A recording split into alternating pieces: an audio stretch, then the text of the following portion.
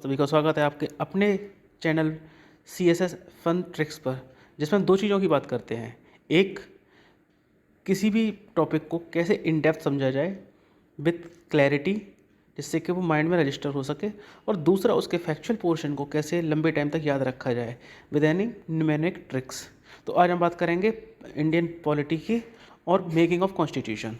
तो चलिए स्टार्ट करते हैं फर्स्ट MCQ से। First, the idea of Constituent Assembly for India was put for the first time by A. Dr. B.R. Ambedkar in 1930, Dr. Rajendra Prasad in 1934, M.N. Roy in 1934 and Jawaharlal Nehru in 1938. इसका answer है C. M.N. Roy in 1934. अब देखिए, ये constituent assembly का idea आया कहाँ से। इसकी एक लंबी कहानी है। जब साइमन कमीशन भारत में आया तो अंग्रेजों उसको इंडिया में उसका बहुत विरोध हुआ। उसका विरोध इसलिए किया गया था कि वो सारे के सारे उसमें ब्रिटिश लोग थे, इंडियंस का रिप्रेजेंटेशन नहीं था। जब इंडिया ने इसका प्रोटेस्ट किया तो ब्रिटिश गवर्नमेंट ने बोला कि you are white man's burden, यानी कि आप वाइट मैन, हम लोगों के ऊपर बर्डन हो, आप इनकेपेबल हो अपना कॉन्स्टिट्यूशन बनाने के लिए, इसलिए हमें आप लोगों के लिए बनाना पड़ रहा है। उसके बाद बहुत सारी इंसिडेंट्स हुई, नेहरू रिपोर्ट हुई। उसके बाद भारतीयों के ने इस बात पर विचार किया कि हमें अपना संविधान खुद बनाना चाहिए। तो इस आइडिया को प्रपोज किया था M.N. रॉय ने 1934 में। एक कम्युनिस्ट लीडर थे जिन्होंने बाद में इंडियन नेशनल कांग्रेस को ज्वाइन किया था। इन्होंने कहा था कि एक कॉन्स्टिट्यूएंट असेंबली यानी एक संवैधानिक सभा होनी चाहिए जो भारत के लिए संविधान का निर्माण करेगी, और वो संविधान भारत के लोगों द्वारा निर्मित किया जाएगा। तो इसका जब आंसर आएगा तो M.N. रॉय, यानी कि मिस्टर राय ने अपनी राय दी कि भारत में एक संवैधानिक सभा यानी कॉन्स्टिट्यूएंट असेंबली होनी चाहिए। तो इसको आप याद रख सकते हो कि इसकी राय ने दी थी 1934 में। जो हम नंबर 2, Indian National Congress for the first time officially demanded a constituent assembly to frame the constitution of the India. Options are A 1934, B 1935, C 1938 and 1940। Answer है B 1935। कांग्रेस के 1945 के अधिवेशन यानी सेशन में इस बात की डिमांड की थी, जो डॉक्टर M.N. रॉय की 1934 की डिमांड थी कि हमें एक कॉन्स्टिट्यूएंट असेंबली बनानी चाहिए, और ये प्रपोजल अंग्रेजों के सामने रखा गया था। इस बात पर डिसीजन हुआ था। चलते next question. The demand to frame constitution was finally accepted in August of 1938, B August of 1939, C August of 1940 and D August of 1942। इसका आंसर है अगस्त ऑफर 1940। अब इसकी भी एक स्टोरी है कि 1940 कैसे हुआ था। जब सेकेंड वर्ल्ड वॉर स्टार्ट हुआ 1939 में, तो हिटलर की आर्मी डोमिनेट कर रही थी एलाइज़ के ऊपर, जिसमें ब्रिटेन भी था। तो ब्रिटेन के ऊपर प्रेशर था कि वो भारत का सपोर्ट ले, क्योंकि भारत अंग्रेज़ों को सपोर्ट करने से मना कर दिया था। क्योंकि फर्स्ट वर्ल्ड वॉर में इंडिया ने काफ़ी सपोर्ट किया था ब्रिटेन का, इस एक्सपेक्टेशंस में कि लड़ाई के बाद भारत को कुछ कंसेशंस मिलेंगे और शायद अंग्रेज भारत को आज़ाद भी करेंगे। बट उसके उल्टे अंग्रेज़ों ने भारत के ऊपर ज़्यादा टैक्सेस लगा दिए और ज़्यादा अत्याचार बढ़ा दिया था। तो इस बार भारत ने अंग्रेज़ों को सपोर्ट करने से मना कर दिया, पर अंग्रेज़ों के ऊपर प्रेशर था। तो अंग्रेज़ों ने एक अगस्त ऑफर भेजा 1940 में कि हम आपकी कॉन्स्टिट्यूएंट असेंबली की डिमांड को मानते हैं, लेकिन वो लड़ाई के बाद की जाएगी। अभी आप हमें अनकंडीशनल सपोर्ट दो, और लड़ाई के बाद हम विचार करेंगे कैसे आपके लिए बनाई जाए और कॉन्स्टिट्यूएंट असेंबली, और कैसे उस पर विचार करके भारत को आज़ादी दी जाएगी। ये एक हमारा लॉन्ग टर्म गोल है। ऐसे करके भारत के लोगों को कन्वे किया गया था। तो इसका आंसर है 1940, अगस्त ऑफ 1940। इसके मेंबर थे सारे स्टैनफोर्ड क्रिप्स, जो कैबिनेट के मेंबर थे। इन्होंने प्रपोजल दिया था framing the independent constitution to be adopted after the world war 2। Next, the constituent assembly was constituted in option A November 1940, B November 1942, C November 1944 and November 1946। Answer है November 1946 D। अब दरअसल जब 1940 में पहली बार हमारा अगस्त offer आया, जिसे reject कर दिया, फिर क्रिप्स मिशन आया, उसके बाद वेवल्स प्लान आया। अंग्रेज़ों ने कई बार इंडिया को प्रपोजल दिया कि हम आपकी कॉन्स्टिट्यूएंट असेंबली बनाएंगे लड़ाई के बाद, और अंग्रेज़ों पर लगातार दबाव बढ़ता जा रहा था। फाइनली 1946 आते आते अंग्रेज़ों को, जब क्विट इंडिया मूवमेंट हमारा एकदम पीक पे था, और इनफैक्ट इंडिया की जो आर्मी थी, आर्म फोर्सेस ने भी जो लोग प्रोटेस्ट कर रहे थे उन पर फायरिंग करने से मना कर दिया। तो अंग्रेज़ों के बात समझ में आ गई कि भारत को गुलाम रखना पॉसिबल नहीं है। उन्होंने कॉन्स्टिट्यूएंट असेंबली बनाई कि इस कॉन्स्टिट्यूएंट असेंबली भारत का संविधान का निर्माण करेगी और उसके अकॉर्डिंग भारत को पावर ट्रांसफ़र की जाएगी। तो ये नवंबर 1946 में पहली बार कॉन्स्टिट्यूएंट असेंबली बनी थी अंडर कैबिनेट मिशन प्लान। अब चलते हैं next. Which of the following is correct regarding the constituent assembly. कुछ स्टेटमेंट्स दिए हैं, कौन कौन से सही हैं। The total strength of constituent assembly was to be 389. Second statement, out of 389 members,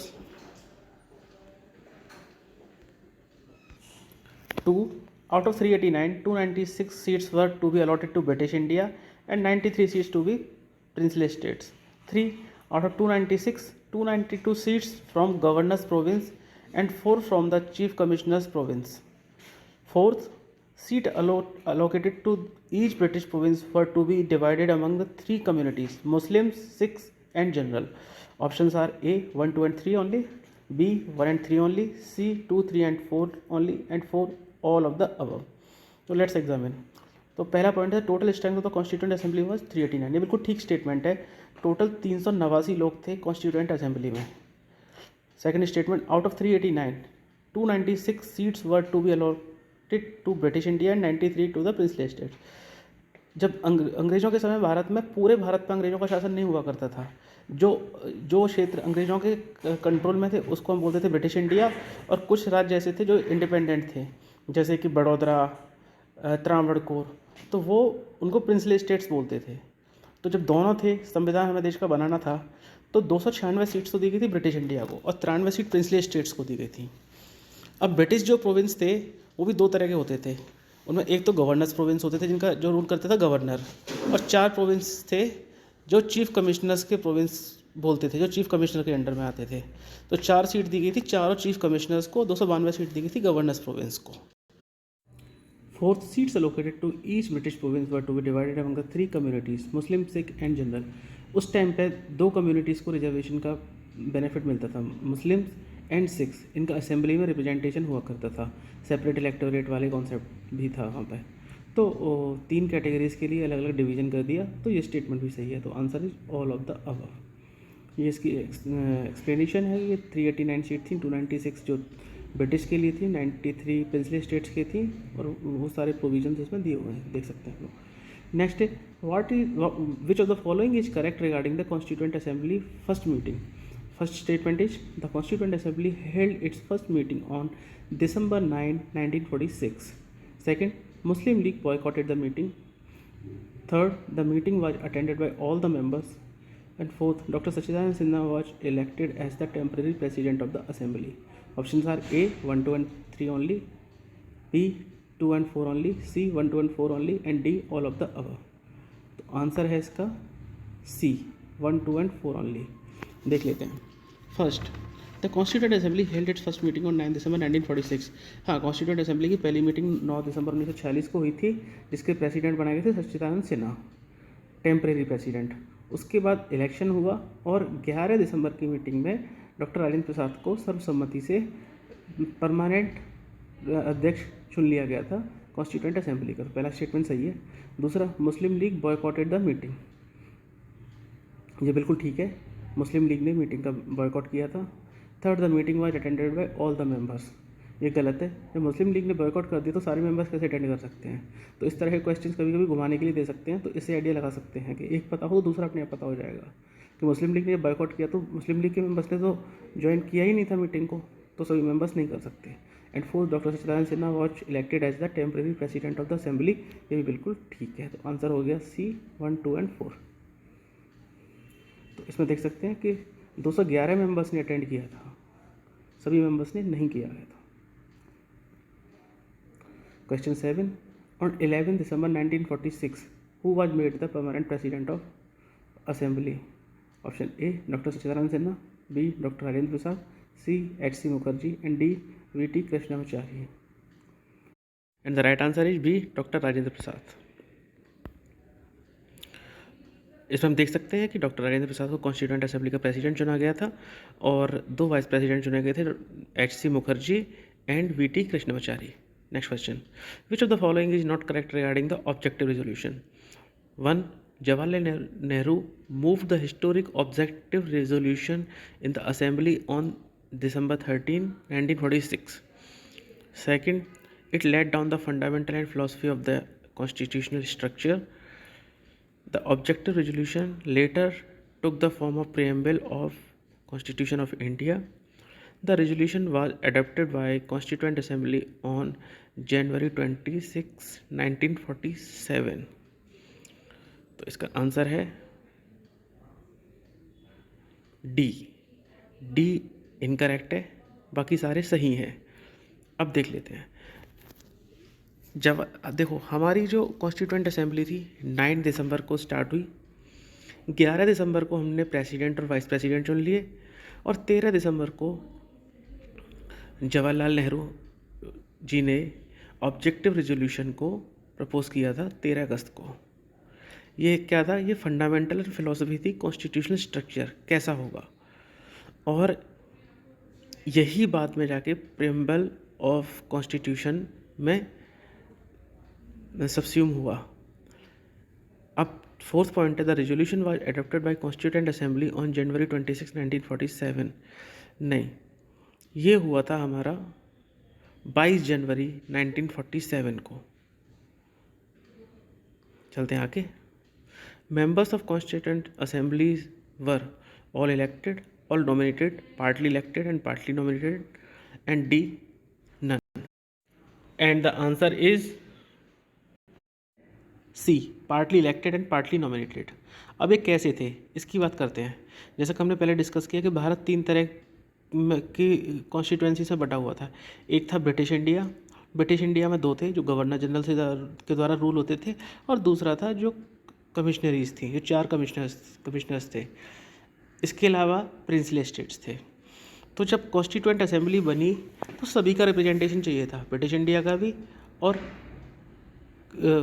princely states का भी। ब्रिटिश इंडिया के लोग वहाँ पे, क्योंकि लेजिस्लेटिव काउंसिल हुआ करती थी, तो लेजिस्लेटिव काउंसिल में जो चुने हुए लोग होते थे उनको उन्होंने वहाँ से कुछ लोगों को कॉन्स्टिट्यूएंट असेंबली में जगह दे दी। तो वो इलेक्टेड लोग थे, क्योंकि पब्लिक के चुने हुए लोग थे वो। लेकिन प्रिंसली स्टेट्स में तो कोई असेंबली होती नहीं थी, तो वहाँ से कैसे रिप्रेजेंटेशन मिलेगा? तो और अंग्रेज वहाँ के राजाओं को भी अपने साथ रख के चलना चाहते थे, जिससे कि कॉन्स्टिट्यूएंट असेंबली अच्छी तरह से एग्जीक्यूट हो सके। तो उन्होंने राजाओं से ही बोल दिया कि आप अपने बंदे नॉमिनेट कर दो, वही कॉन्स्टिट्यूएंट असेंबली में आएंगे। तो ब्रिटिश इंडिया के जो लोग थे वो इलेक्टेड थे और प्रिंसली स्टेट्स के लोग नॉमिनेटेड थे। तो इसका आंसर सी हो जाएगा। ठीक है, इसका एक्सप्लेनेशन है। अब चलते हैं next question. The Mountbatten plan is also called the partition plan, on which date Mountbatten plan was accepted by both Muslim League and Congress. Answers are A June 3, 1946, B June 13, 1946, C June 3, 1947, and D June 30, 1947. And answer is C June 3, 1947। जब अंग्रेज़ों को लगा कि power transfer करना बहुत मुश्किल हो रहा है भारत से, कैबिनेट मिशन भी काम नहीं कर पा रहा है, मुस्लिम लीग बार बार रोड़ा अटका रही थी कॉन्स्टिट्यूएंट असेंबली में, तो इन सब चीज़ों को करते हुए उन्होंने माउंटबेटन को भेजा भारत में।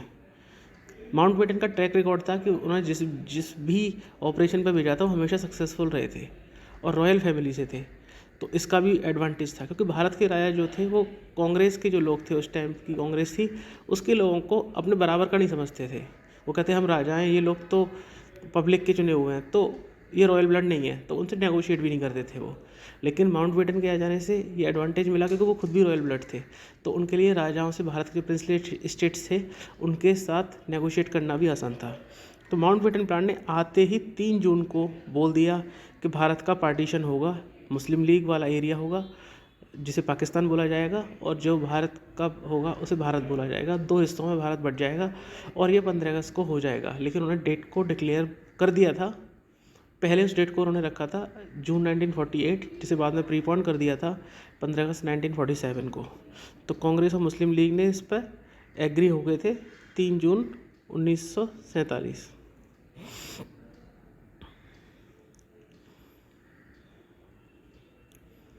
अब चलते हैं आगे। विच is correct about the changes made by Indian independence act 1947, यानी कि जब इंडियन इंडिपेंडेंस एक्ट 1947 आ गया, उससे पहले कॉन्स्टिट्यूएंट असेंबली ही काम कर रही थी रूल बनाने के काम, और जो रूल वो नहीं बना रहे थे वो गवर्नमेंट ऑफ इंडिया एक्ट 1935 के अकॉर्डिंग चल रहे थे। तो इंडियन इंडिपेंडेंस एक्ट आया तो उसने क्या क्या चेंजेस किए, ये इसमें ऑप्शंस दिए हुए हैं। A, assembly was made a full sovereign body. B, assembly also become a legislative body. C, total strength of assembly came down to 299 as against 389 originally fixed due to Muslim League withdraw from Constituent Assembly of India, and D, all of these। तो answer है इसका D, assembly को sovereign body बना दिया गया था कि आज़ाद भारत का ये संविधान है और असेंबली पूरी तरह से स्वतंत्र है अपने किसी भी फैसले को करने के लिए, वो किसी भी के भी दबाव में काम करने के लिए ज़रूरत नहीं है। और जब तक भारत का संविधान नहीं लिखा जाता तो भारत के कानून बनाने के लिए यही असेंबली लेजिस्लेटिव बॉडी का भी काम करेगी। और मुस्लिम लीग का जब पाकिस्तान बनने की बात हो गई तो मुस्लिम लीग को हटा दिया, विड्रॉ हो गया, तो जो कॉन्स्टिट्यूएंट असेंबली में 389 मेंबर्स थे वो घटा कर 299 हो गए। तो इस तरह से तीनों के तीनों सेंटेंस सही हैं, आंसर इज डी। ये इसका एक्सप्लेनेशन है। अब चलते हैं। Which is correct about the other functions of constituent assembly. Constituent assembly क्या क्या काम और करती थी। 1, it ratified the India's membership of Commonwealth in May 1949। Second है, the assembly also became a legislative body.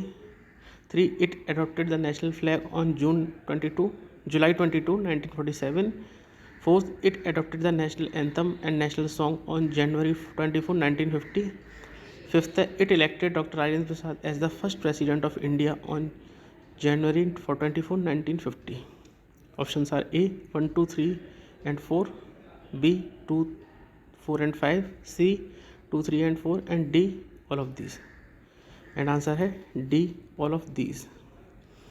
ये है फंक्शंस जो कॉन्स्टिट्यूएंट असेंबली करती थी। It ratified India's membership of the Commonwealth in 1949। जब अंग्रेज किसी देश को छोड़ के जाते थे तो उन्होंने एक ग्रुप बनाया था कॉमनवेल्थ। उस कॉमनवेल्थ में उन लोगों के साथ अच्छे रिलेशंस को मेंटेन किया जाता था, जिससे कि वो बाद में ब्रिटिश के गवर्नमेंट के साथ अच्छे रिलेशंस पर रह पाएँ। तो ये सही है। दूसरा, it adopted the national flag on 22 July 1947। It adopted the national anthem on January 24, 1950। 4th, it adopted the national song on January 24, 1950। And it elected doctor Rajendra Prasad as president of India on 24 January 1950। अब ये पता चलेगा उसको याद कैसे रखा जाए। तो पहला पॉइंट तो क्लियर है, ये कॉमनवेल्थ का पार्ट इंडिया है, क्योंकि इंडिया कॉमनवेल्थ गेम्स में भी खेलता है। अभी कॉमनवेल्थ गेम्स में इंडिया ने बहुत अच्छा परफॉर्म भी किया था, तो ये तो क्लियर है कॉमनवेल्थ का पार्ट इंडिया रहा है। दूसरा क्या, it adopted the national flag on July 22, 1947। अब इसको हम दो तरह से याद कर सकते हैं। हम दो राष्ट्रीय त्यौहार मनाते हैं बड़े तौर पे, 15 अगस्त और 26 जनवरी। 15 अगस्त का दिन जो होता है वो प्राइम मिनिस्टर का होता है। उस दिन लाल किले से झंडे को फहराया जाता है, फ्लैग होस्टिंग की जाती है। तो जब 1947 को पहली बार तिरंगा लहराया था तो नेशनल फ्लैग को तो उससे पहले ही अडॉप्ट किया होगा ना, ये तो क्लियर है। तो 1950 जाने का मतलब ही नहीं बनता। 15 अगस्त 1947 की रात को लाल किले से भारत के पहले प्रधानमंत्री पंडित जवाहरलाल नेहरू ने देश को संबोधित किया था।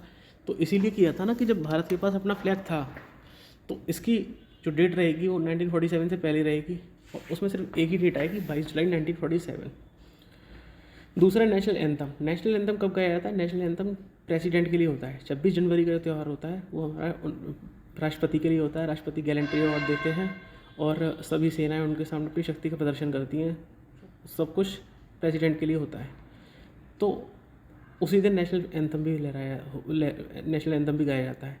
तो नेशनल एंथम 26 जनवरी से ठीक पहले 24 जनवरी 1950 को हो गया, और जिस दिन नेशनल एंथम था उसी दिन नेशनल सॉन्ग था। तो नेशनल एंथम और नेशनल सॉन्ग दोनों 24 जनवरी 1950 को, क्योंकि राष्ट्रपति के सामने गाना था। और लास्ट है, Rajendra Prasad as the first president of India on January 24, 1950। राष्ट्रपति हमारे राजेंद्र प्रसाद को 24 जनवरी को बनाया गया। क्यों बनाया गया? क्योंकि राष्ट्रपति 26 जनवरी को बनाया जाता है वैसे।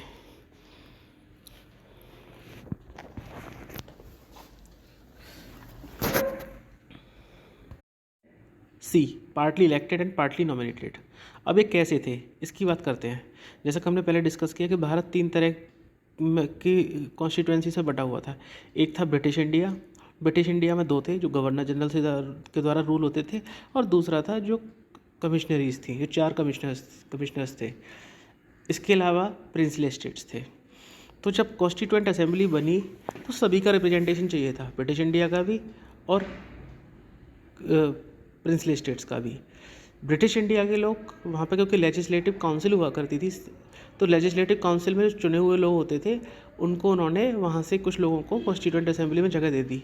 तो वो इलेक्टेड लोग थे क्योंकि पब्लिक के चुने हुए लोग थे वो। लेकिन प्रिंसली स्टेट्स में तो कोई असेंबली होती नहीं थी, तो वहाँ से कैसे रिप्रेजेंटेशन मिलेगा। तो और अंग्रेज वहाँ के राजाओं को भी अपने साथ रख के चलना चाहते थे जिससे कि कॉन्स्टिट्यूएंट असेंबली अच्छी तरह से एग्जीक्यूट हो सके। तो उन्होंने राजाओं से ही बोल दिया कि आप अपने बंदे नॉमिनेट कर दो, वही कॉन्स्टिट्यूएंट असेंबली में आएंगे। तो ब्रिटिश इंडिया के जो लोग थे वो इलेक्टेड थे और प्रिंसली स्टेट्स के लोग नॉमिनेटेड थे। तो इसका आंसर सी हो जाएगा। ठीक है, इसका एक्सप्लेनेशन है। अब चलते हैं next question. The Mountbatten plan is also called the partition plan on which date Mountbatten plan was accepted by both Muslim League and Congress. Answers are A June 3, 1946, B June 13, 1946, C June 3, 1947 and D June 30, 1947 and answer is C June 3, 1947। जब अंग्रेज़ों को लगा कि power transfer करना बहुत मुश्किल हो रहा है भारत से, कैबिनेट मिशन भी काम नहीं कर पा रहा है, मुस्लिम लीग बार बार रोड़ा अटका रही थी कॉन्स्टिट्यूएंट असेंबली में, तो इन सब चीज़ों को करते हुए उन्होंने माउंटबेटन को भेजा भारत में। माउंटबेटन का ट्रैक रिकॉर्ड था कि उन्होंने जिस भी ऑपरेशन पर भेजा था वो हमेशा सक्सेसफुल रहे थे और रॉयल फैमिली से थे। तो इसका भी एडवांटेज था क्योंकि भारत के राजा जो थे वो कांग्रेस के जो लोग थे, उस टाइम की कांग्रेस थी, उसके लोगों को अपने बराबर का नहीं समझते थे। वो कहते हम राजा हैं, ये लोग तो पब्लिक के चुने हुए हैं, तो ये रॉयल ब्लड नहीं है, तो उनसे नेगोशिएट भी नहीं करते थे वो। लेकिन माउंटबेटन के आ जाने से ये एडवांटेज मिला क्योंकि वो खुद भी रॉयल ब्लड थे, तो उनके लिए राजाओं से भारत के प्रिंसली स्टेट्स थे उनके साथ नेगोशिएट करना भी आसान था। तो माउंटबेटन प्लान ने आते ही 3 जून को बोल दिया कि भारत का पार्टीशन होगा, मुस्लिम लीग वाला एरिया होगा जिसे पाकिस्तान बोला जाएगा और जो भारत का होगा उसे भारत बोला जाएगा। 2 हिस्सों में भारत बट जाएगा और ये 15 अगस्त को हो जाएगा। लेकिन उन्होंने डेट को डिक्लेयर कर दिया था, पहले उस डेट को उन्होंने रखा था जून 1948, जिसे बाद में प्रीपोन कर दिया था 15 अगस्त 1947 को। तो कांग्रेस और मुस्लिम लीग ने इस पर एग्री हो गए थे 3 जून 1947।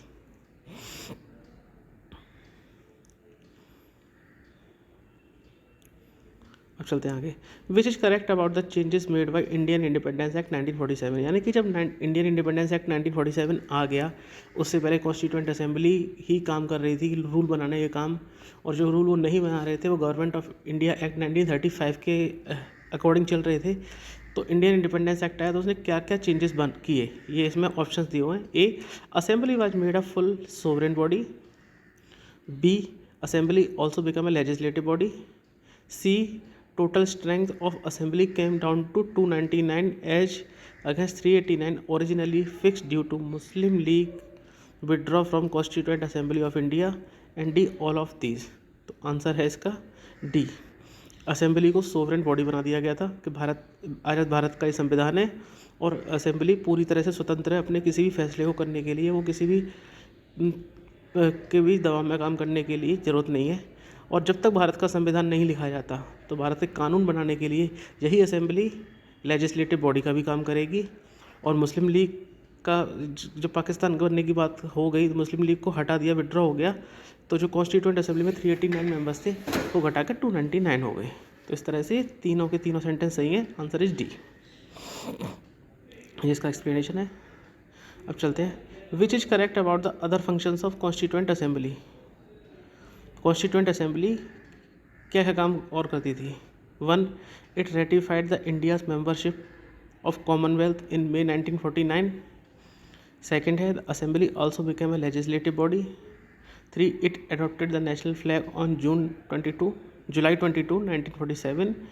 Fourth, it adopted the national anthem and national song on January 24, 1950. Fifth, it elected Dr. Rajendra Prasad as the first president of India on January 24, 1950. Options are A 1, 2, 3 and 4, B 2, 4 and 5, C 2, 3 and 4 and D all of these. And answer है D all of these. ये है functions जो constituent assembly करती थी। It ratified India's membership of the Commonwealth in 1949। जब अंग्रेज किसी देश को छोड़ के जाते थे तो उन्होंने एक ग्रुप बनाया था कॉमनवेल्थ। उस कॉमनवेल्थ में उन लोगों के साथ अच्छे रिलेशंस को मेंटेन किया जाता था, जिससे कि वो बाद में ब्रिटिश के गवर्नमेंट के साथ अच्छे रिलेशंस पर रह पाएँ। तो ये सही है। दूसरा, it adopted the national flag on 22 July 1947। It adopted the national anthem on January 24, 1950। Fourth, it adopted the national song on January 24, 1950 and it elected doctor Rajendra Prasad as president of India on 24 January 1950। अब ये पता चलेगा इसको याद कैसे रखा जाए। तो पहला पॉइंट तो क्लियर है, ये कॉमनवेल्थ का पार्ट इंडिया है, क्योंकि इंडिया कॉमनवेल्थ गेम्स में भी खेलता है। अभी कॉमनवेल्थ गेम्स में इंडिया ने बहुत अच्छा परफॉर्म भी किया था, तो ये तो क्लियर है, कॉमनवेल्थ का पार्ट इंडिया रहा है। दूसरा क्या, it adopted the national flag on July 22, 1947। अब इसको हम दो तरह से याद कर सकते हैं। हम दो राष्ट्रीय त्यौहार मनाते हैं बड़े तौर पे, 15 अगस्त और 26 जनवरी। 15 अगस्त का दिन जो होता है वो प्राइम मिनिस्टर का होता है। उस दिन लाल किले से झंडे को फहराया जाता है, फ्लैग होस्टिंग की जाती है। तो जब 1947 को पहली बार तिरंगा लहराया था तो नेशनल फ्लैग को तो उससे पहले ही अडॉप्ट किया होगा ना, ये तो क्लियर है। तो 1950 जाने का मतलब ही नहीं बनता। 15 अगस्त 1947 की रात को लाल किले से भारत के पहले प्रधानमंत्री पंडित जवाहरलाल नेहरू ने देश को संबोधित किया था। तो इसीलिए किया था ना कि जब भारत के पास अपना फ्लैग था तो इसकी जो डेट रहेगी वो 1947 से पहले रहेगी, और उसमें सिर्फ एक ही डेट आएगी, 22 जुलाई 1947। दूसरा, नेशनल एंथम। नेशनल एंथम कब गाया जाता है? नेशनल एंथम प्रेसिडेंट के लिए होता है। 26 जनवरी का त्यौहार होता है वो हमारा राष्ट्रपति के लिए होता है। राष्ट्रपति गैलेंट्री अवार्ड देते हैं और सभी सेनाएं उनके सामने अपनी शक्ति का प्रदर्शन करती हैं। सब कुछ प्रेसिडेंट के लिए होता है। तो उसी दिन नेशनल एंथम भी गाया जाता है। तो नेशनल एंथम 26 जनवरी से ठीक पहले 24 जनवरी 1950 को हो गया, और जिस दिन नेशनल एंथम था उसी दिन नेशनल सॉन्ग था। तो नेशनल एंथम और नेशनल सॉन्ग दोनों 24 जनवरी 1950 को हो गए। और लास्ट है, it elected doctor Rajendra Prasad as the first president of India on January 24, 1950। यानी डॉक्टर राजेंद्र प्रसाद को 24 जनवरी को बनाया गया। यानी 26 जनवरी को तो उनका काम ही था, संविधान की पहली परेड होनी थी, तो उससे पहले उन्होंने डॉक्टर राजेंद्र प्रसाद को। चलते हैं आगे। How many major committees appointed by constituent assembly to deal with different task? Answers हैं A 4, B 6, C 8, D 10। तो इसका आंसर है C 8। अब कौन कौन सी कमिटीज़ थी वो भी देख लेते हैं।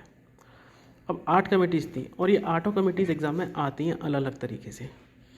तो इसको याद कैसे करेंगे? तो देखिए, पॉइंट नंबर 1, 2 और 7, ये 3 कमिटीज़ हैं पंडित जवाहरलाल नेहरू। पहली है union power committee, union constitution committee, और 7वीं है स्टेट कमिटीज़। ये 3 जवाहरलाल नेहरू के पास थी।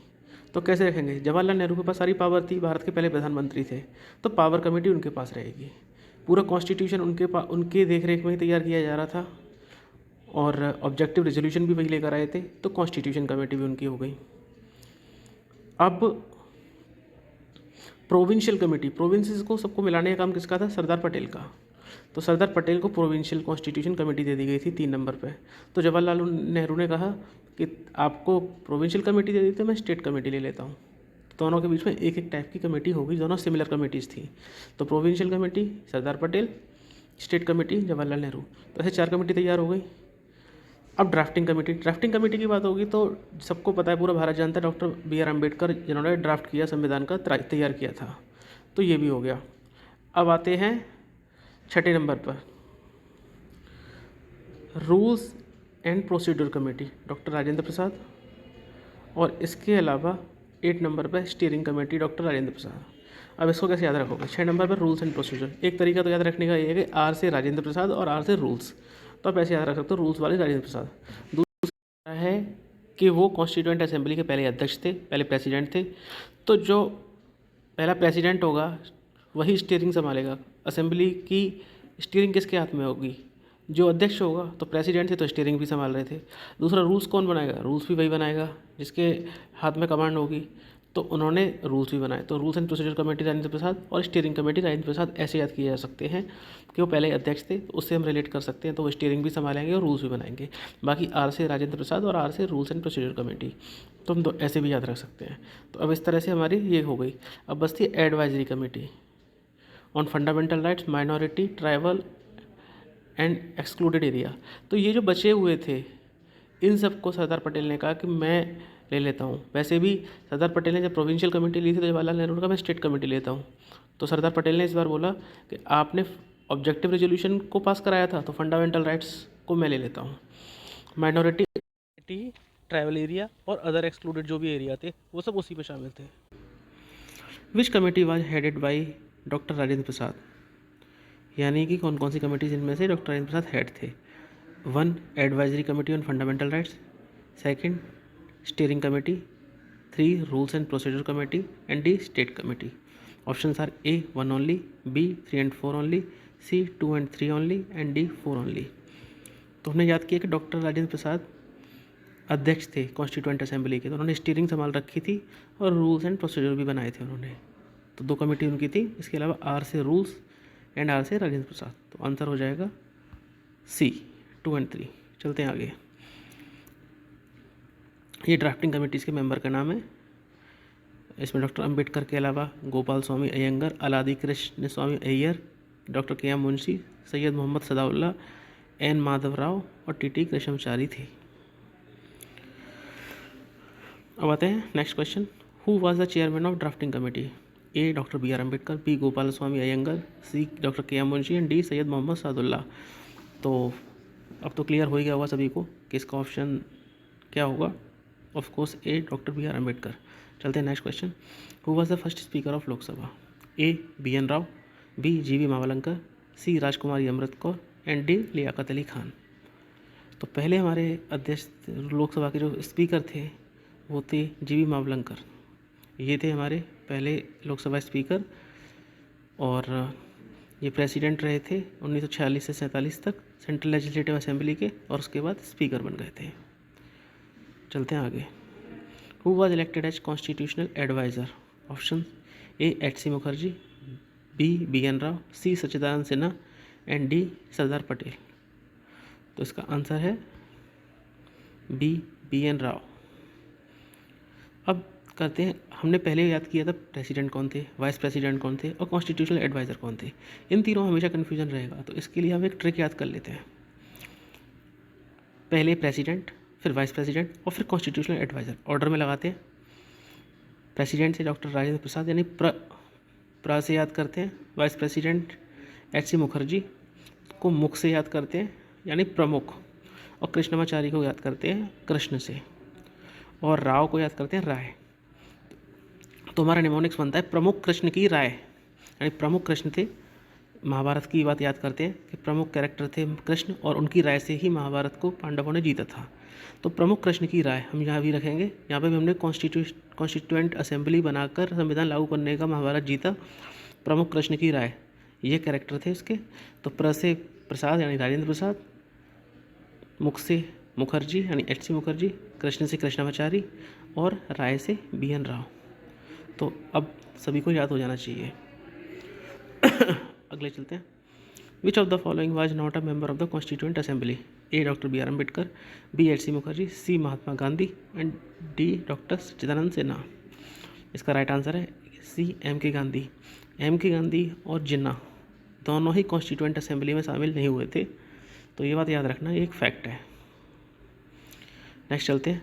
Draft of constitution was passed and adopted by constituent assembly on which date?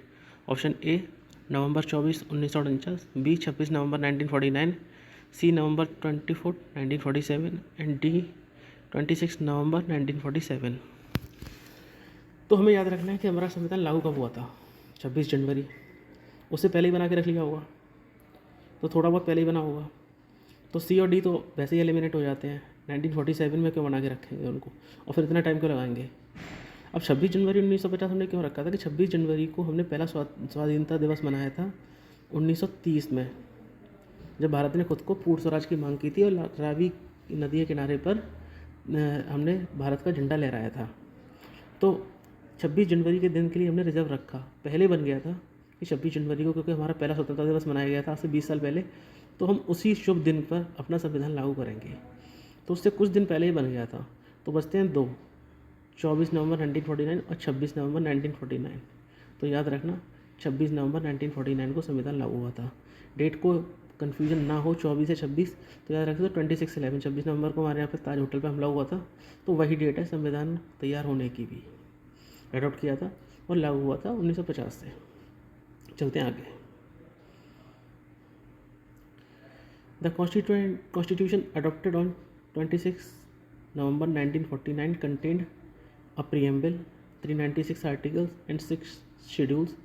दूसरा ऑप्शन है a preamble, 395 articles and 7 schedules. C a preamble, 395 articles and 8 schedules. और D है A a preamble, 395 articles and 9 schedules. Answer है C. हमारे संविधान में एक preamble था, 395 आर्टिकल थे और 8 शेड्यूल थे उस टाइम पे। अब जो बढ़ चुके हैं काफ़ी। तो ये हमारी आज की वीडियो थी, उम्मीद आप सबको पसंद आई होगी। और हमने अपनी तरफ से पूरी कोशिश की है कि जितना भी फैक्चुअल पोर्शन आप लोगों को कवर करना था उसमें आपको बहुत ज़्यादा मेहनत ना करनी पड़े और आप किसी न किसी निमोनिक्स के थ्रू याद कर सकते हैं। और अगर आपको अच्छी लगी तो प्लीज़ लाइक और सब्सक्राइब करें। और अगर आप चाहते हैं किसी और टॉपिक पर वीडियो बनाएं जो कि आपके लिए ईजी हो सके और हम वाकई में आपकी हेल्प कर पा रहे हैं, तो आप सजेशन दे सकते हैं।